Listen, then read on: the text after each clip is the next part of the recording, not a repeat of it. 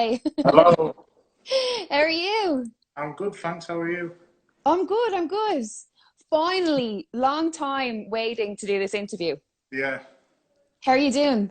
I'm good. I've just finished training now, just done some sparring. Feeling Well, good. I was just about to ask, are you at the gym? Because I recognize that white backdrop from when I interviewed your coach. I'm in the room out the way because the lads are still training and will be messing about. So, yeah. So, what were you doing today? You were sparring. Sparring, I was doing strength conditioning this morning, just strength conditioning stuff. And then in here, sparring with a good pal of deep. Oh, Um, very good. did some good rounds, so feeling good. Got maybe two more spars left and then I'm ready to go. Well, it's an exciting time for you, pro debut.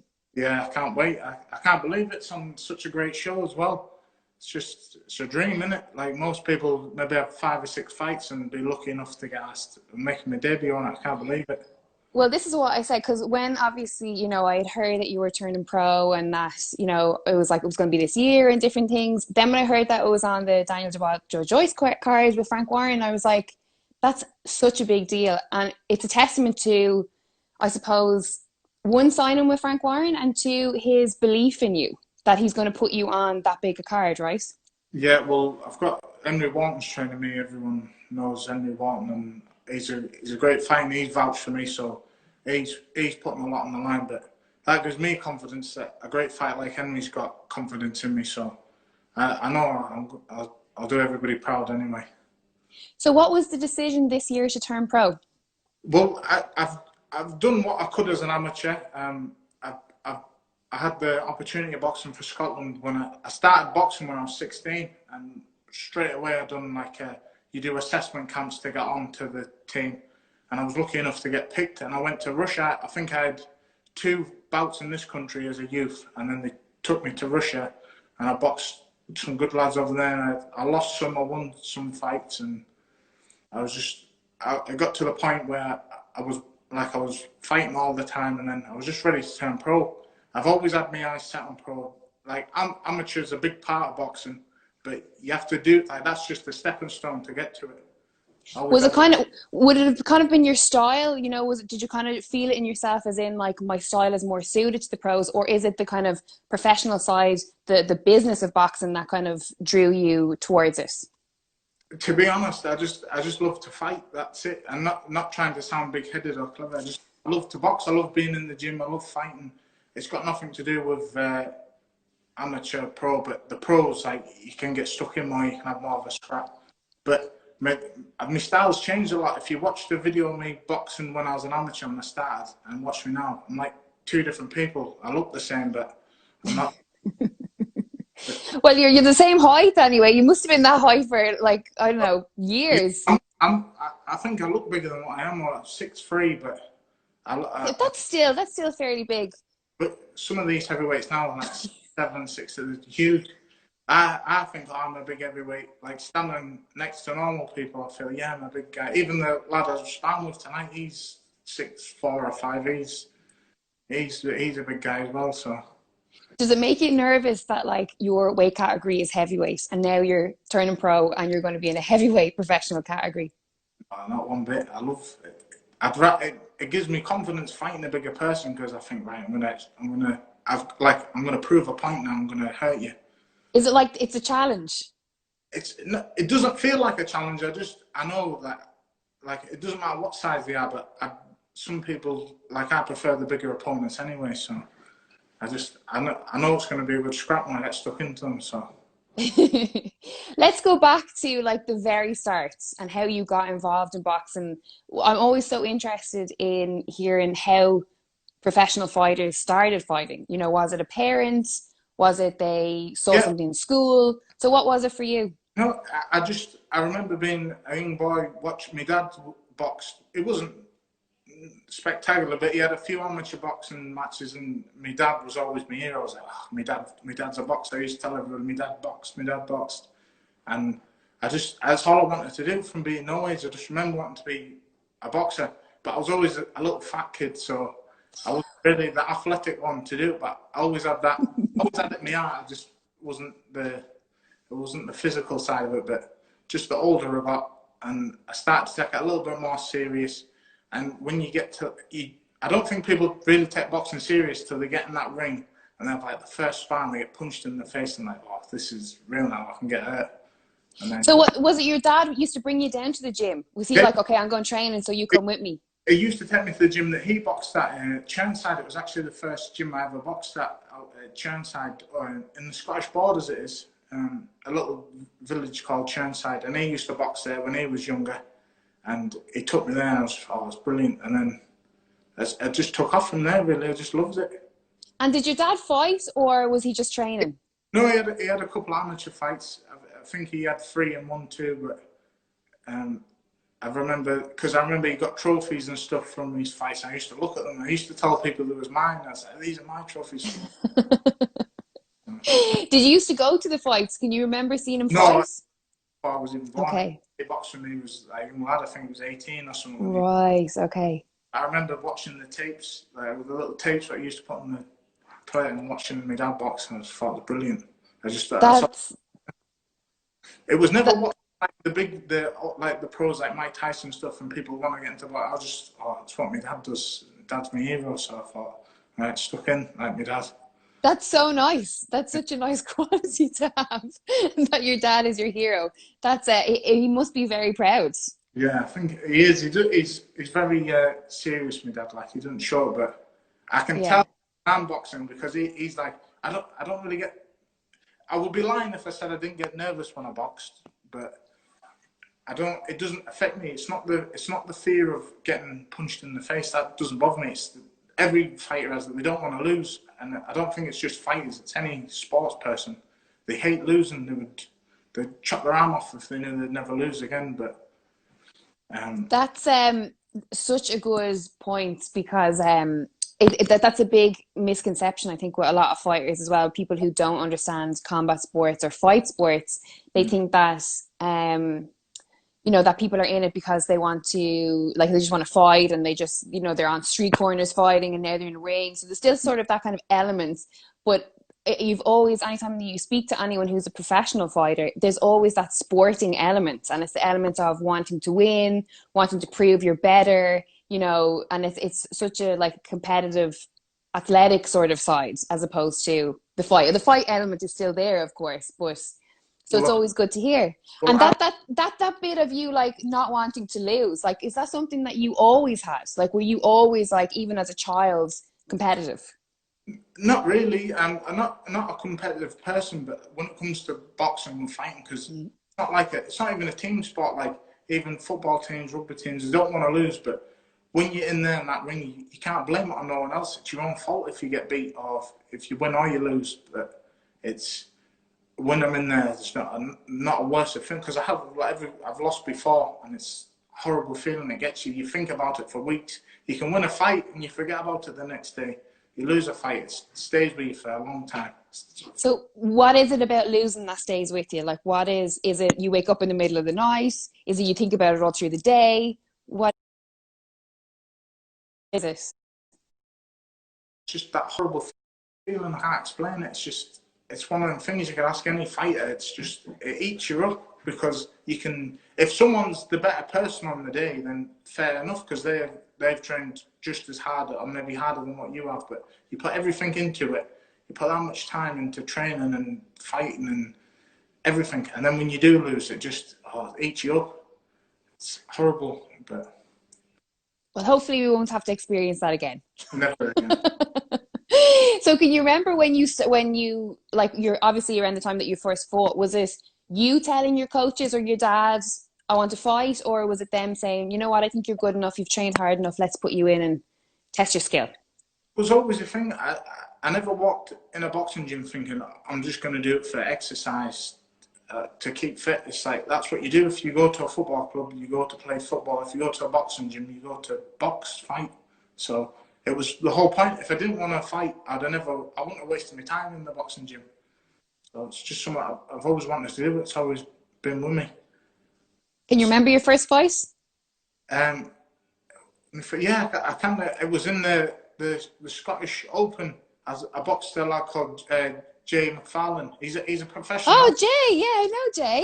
Oh, Jay, he's a good kid. I like him. I think no, sorry, it was my second bout. I can't actually remember my first bout, but I remember because that was when I realised that this is a tough fight. It's not easy. Mm-hmm.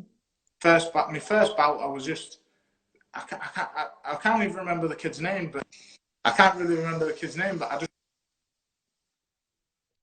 remember boxing and winning. It was more like an exhibition. It was a fight, but it didn't feel hard.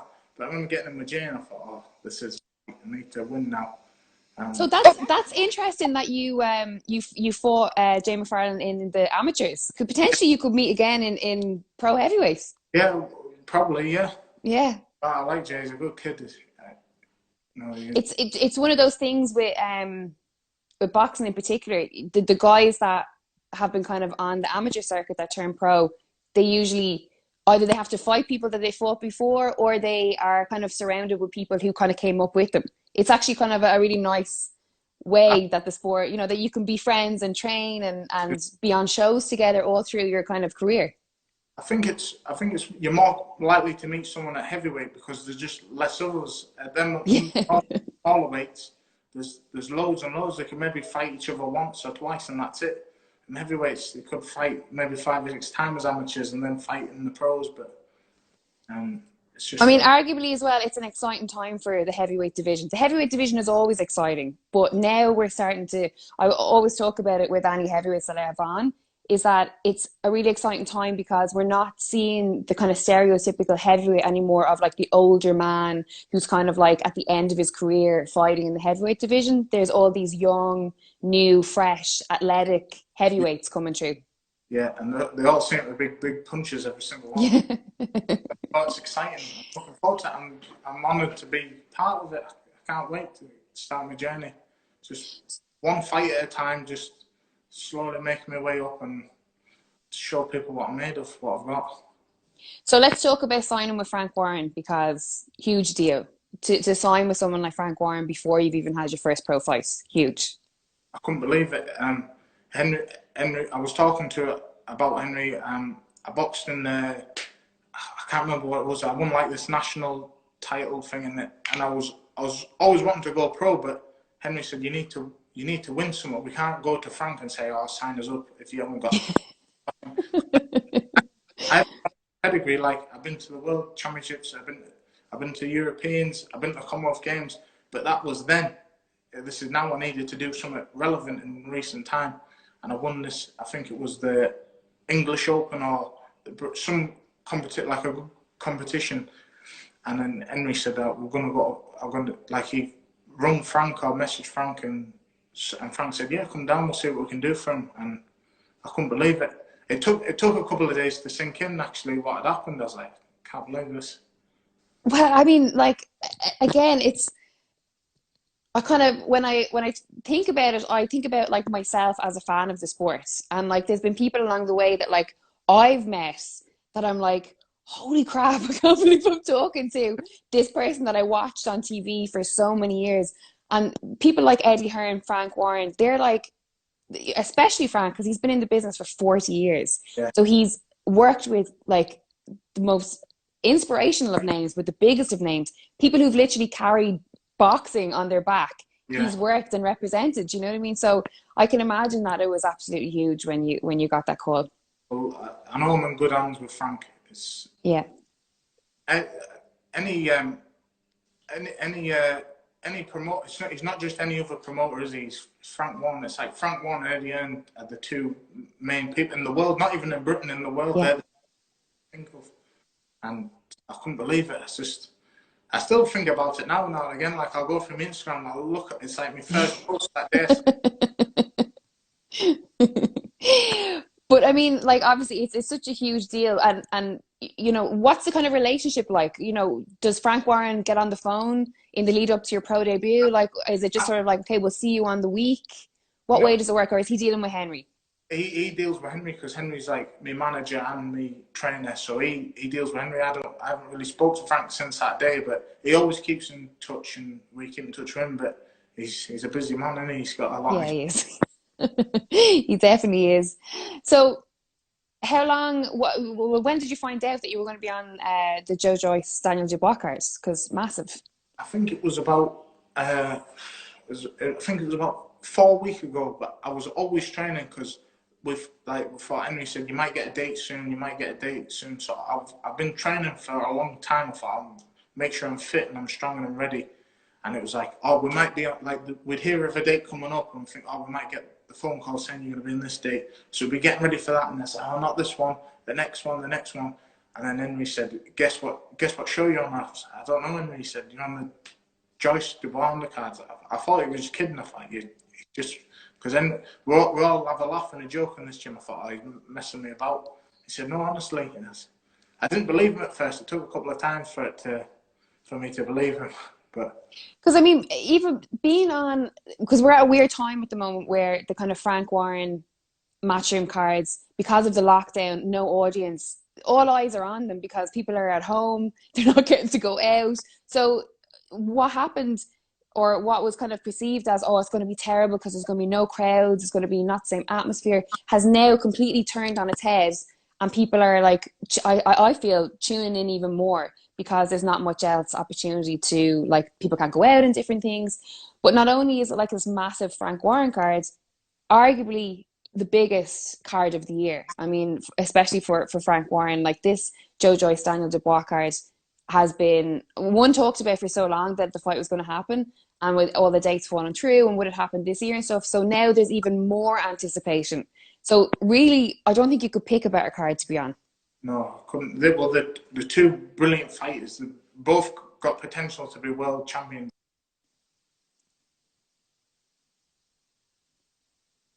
100%. Oh, have we lost?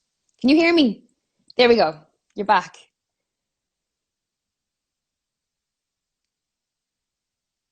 Can you hear me? This is where I have to tell a joke now. You can't hear me. Oh no. Let's see. Okay, I'm going to close this down. We'll add you back in. Okay, hang on. Hang on. Can everyone hear me? Let's get him back in. This is live internet. Let's get Mitchell back in. I'm going to ask him who he picks to win Joe Joyce versus Daniel Dubois. Because I'll do that. I won't answer a question like that, but I'll get everyone else to do it. Hopefully we'll get him to connect and his phone isn't broke. That would be awful. Let me see the questions that you guys are asking that I will hopefully ask him when he comes back on. Let's see.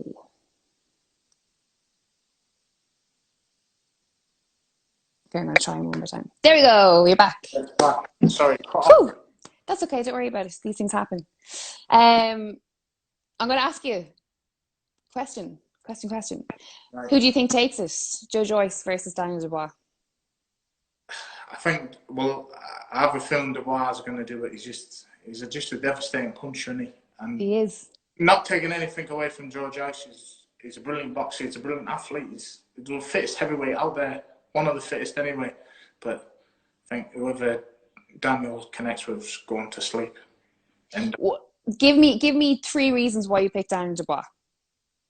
One, everyone says that Joyce is fit, but I think Daniel Dubois is equally as fit. Yeah. I think he's just, I like it. I prefer his style. I think he's got a nicer style to look at, and to me that's the more effective style.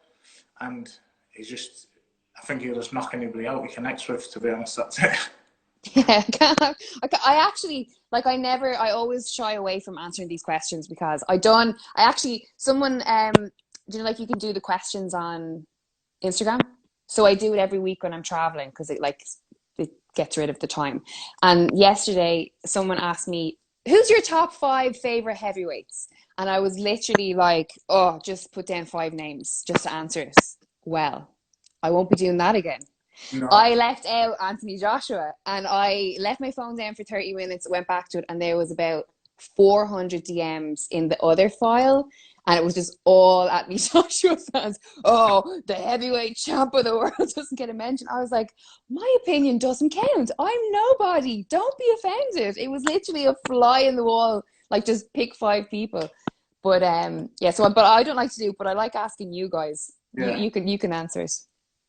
So other than obviously Joyce and Dubois, any other fights, any other cards coming up that you were excited about? I can't really think. I think Tyson Fury boxes in December, doesn't he? It's off now. It's going to be January. It Right. was meant to be December 5th. Yeah, Isaac Lowe was on that card as well, but it's off, unfortunately. No, well, I can't. I don't really know what many cards. I haven't been really following the boxing. I've been that focused on myself. I don't Well, think. that's good. That's a good excuse. Yeah. But obviously, let's talk heavyweight news because obviously the big Tyson news in the last couple of weeks was obviously the Deontay Wilder stuff. Yeah. And, is this third fight going to happen? Tyson says, no, it's not going to. Did you watch the video with Wilder? No, I never watched it. Is this where he's going on about the gloves? Yeah. You're I, lucky you didn't actually watch it. It was kind of cringeworthy. yeah, I've seen little clips. I don't even think it's worth talking about, to be honest. It's not. Don't and let them talk among themselves. It doesn't really matter, does it? It doesn't. What happened. It's not going to change, is it? Yeah, well, this is it. This is it. I think that's the kind of conversation that everyone's having is like, who cares? Everyone was done speaking about that fight. The two fights. It was like, what's next? But when you look at the heavyweight scene, like obviously, these are guys that are kind of heading towards the end of their careers, in the next couple of years. But when you think about getting the opportunity to fight a big name, is there any names? Well, I think at the minute this David Adelaide, he's the up star, and he's three fights, only three fights. Yes, I think so, 3 or 4, yeah. And he's a brilliant heavyweight. I think he's another one that's going to be a big name, and there's loads of great names out there. But at the minute, I think he's the up and coming star. So I think at some point everybody's paths is going to meet at some point. So just take it one fight at a time. I haven't even had my debut yet. There's no point of talking about future fights. I need to get the first. But are you embracing that the kind of media end now of what you're kind of going into is all about who do you want to fight? You've literally come out of the ring and the first question is, who are you going to fight next? Are you ready for all this? Yeah, well, listen, I'm not really, I know the media is a big part of it. It's took boxing to another level, but really too interested in what the media says. I'll do it right for me, and I'm not bothered. I'll fight anybody when it comes to it, but when I'm ready to fight, then I'll fight.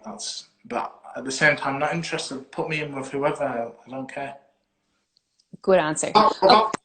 Big-headed, but if you not at all, not at all. That's like the perfect answer. That's honest, Like we don't want to see people turning pro or having a couple of fights into their pro career and pick and choosing who they want to fight. Boxing fans want you to come out and say exactly what you did.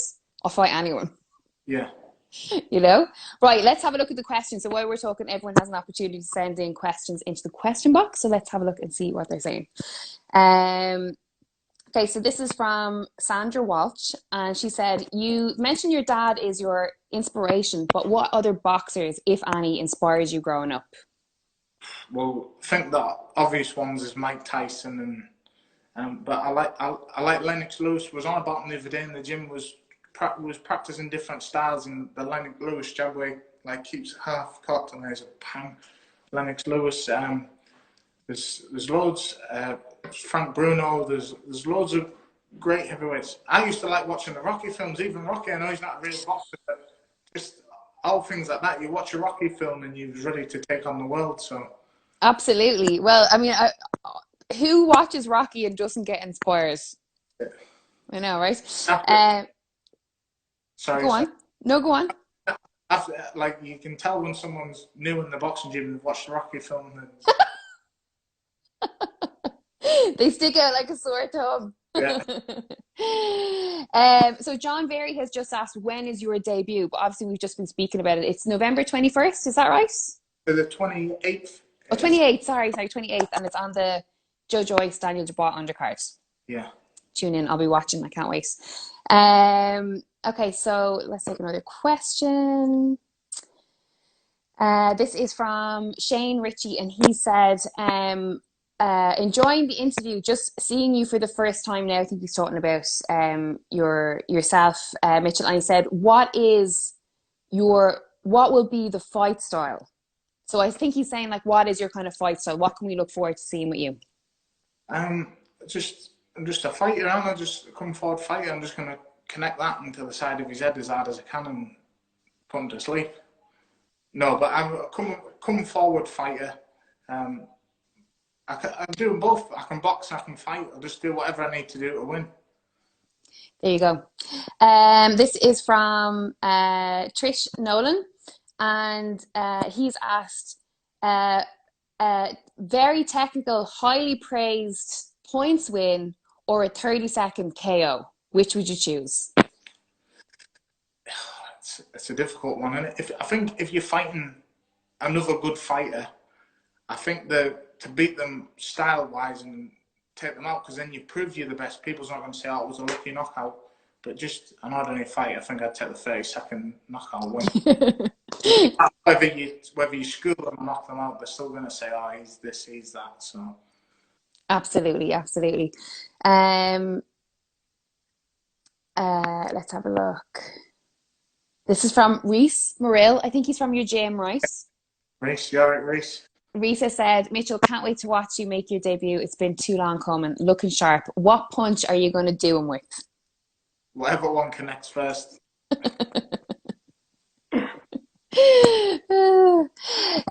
This is from Michael Timms, and he said, apart from boxing, what other sports were you involved in growing up, or were you? I loved doing Brazilian Jiu-Jitsu. I've done that for a bit. I love that. Mitchell, that's my sport. Jiu-Jitsu. Yeah. What degree did you get to? I'm a 4-stripe blue belt at the moment. Our promotions were just about to start, and then we went into lockdown. I was like, my purple belt, so close. I got to the blue belt, and then but I started when I was younger, so you do the grey, yellow, so that way. And I got to my blue, but then I thought, I keep breaking my toes, I keep injuring myself, I can't box. That stuff. But I will get back into it at some point. No way! I'm so excited. I don't know any other professional boxers that do jiu-jitsu. At least I don't think I do. Now, but I did. Oh no, I'm telling everyone you do jiu-jitsu. That's my thing. I'm going to be like, this guy does jiu-jitsu. He's a boxer. We're going to have to spar each other someday. Yeah. I hope you'll be all right now, getting choked out by a 5'4" little midget.